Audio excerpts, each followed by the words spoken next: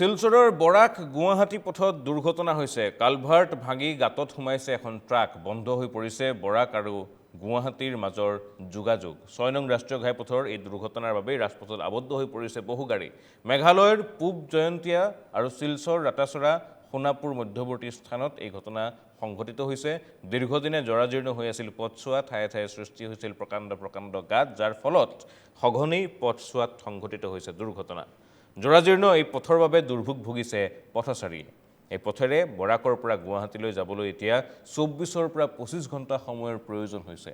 তথৈবচ পথৰ অৱস্থা আৰু সেই পথেৰে যাতায়াত প্ৰায় অসম্ভৱ যেন হৈ উঠিছে।